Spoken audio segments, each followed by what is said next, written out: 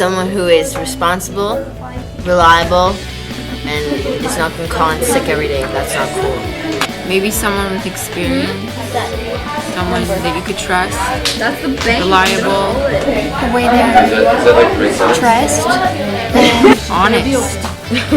what kind of jobs they had, and if they got fired or not, and why. Someone who shows up on time, is reliable. Trustworthy, intuitive, good problem-solving capabilities, good people skills, With people skills and can get there on time. being able to think outside the box. No stealing. That's bad.